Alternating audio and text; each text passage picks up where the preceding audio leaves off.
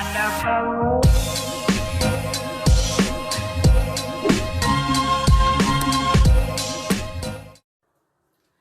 mga best, and welcome back to my YouTube channel. As you can see, nandito po tayo ngayon sa beach and ang init po dito. So, bakit nga ba ang init? As an environmentalist vlogger, gusto kong i-explain sa inyo na there's a reason behind it. There's a rise in a global temperature and the depletion of the ozone layer is one of the reasons behind it. Alam ko naman na simula bata pa lang tayo ay narinig na nga natin kung ano nga ba ang ozone layer. So, in today's episode, let us go beyond the atmosphere and explain what is this invisible protective shield of the Earth and answer or tackle the question, first, what is ozone layer? Second, what causing hole in it? Third, what is the relationship of ultraviolet in the ozone layer? Why do we need to put sunscreen before stepping out into the sun? Well, that's because of the harmful radiation coming from the sun. And this is known as the ultraviolet rays or UV rays emitting from the sun. And too much exposure of the ultraviolet rays can cause you skin cancer and affect your immune system. Not only that, it also affects the cell organism, plants, and the aquatic animals. But don't worry, kasi sa gitna ng sun harmful rays at ng Earth ay nandun yung invisible pane, blue protective shield or tinatawag nating ozone layer. So, what is ozone layer? Para malaman natin kung ano nga ba ang ozone layer ay kailangan natin mag-travel into the atmosphere, where some oxygen molecules that contain two atoms absorb energy from the sun's UV rays and split to form a single oxygen atom.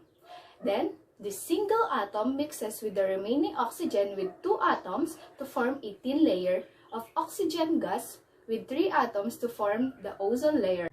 This layer is about 3 to 5 millimeters in thickness and surround the Earth and shielding and protecting the planet from the harmful radiation from the sun.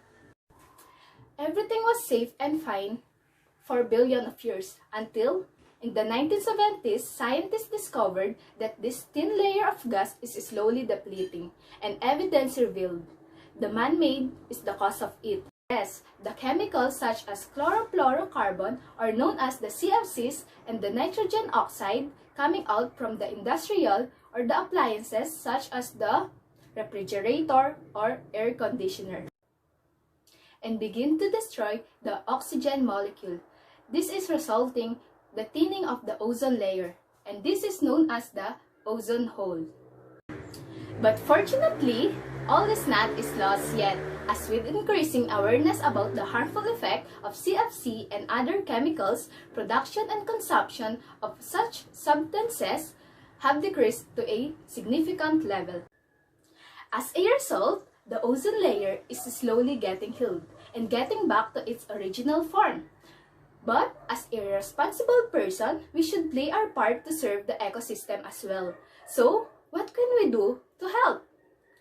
Well, there isn't much we can do about the CFC that were released already. But there are some things that we can do, and the first thing is spreading awareness about its harmful effects amongst our friends and families. The other essential thing we can do is if you have an air conditioner or refrigerators more than 20 years, make sure you replace it with a new one and be sure that the old one disposed of properly. Did you know that the word ozone means smelly in Greek? Because the gas has a strong odor? Also, CFC molecules are highly stable and can last for 100 years. Yes, and unfortunately, this gives them plenty of time to find their way to the ozone layer. So let's do our best to stop them, and the right time to do is now. The importance of ozone layer. 99% of incoming solar UV is screened by the ozone layer. Ozone acts as a screen for UV radiation in the stratosphere. Without the ozone layer, life on Earth would not be possible. Carl Gasson said the hole in the ozone layer is a kind of skywriting. At first, it seemed to spell out our continuing complacency before a witch brew of deadly perils. But perhaps it really tells of a newfound talent to work together to protect the global environment. Thank you! What a wonderful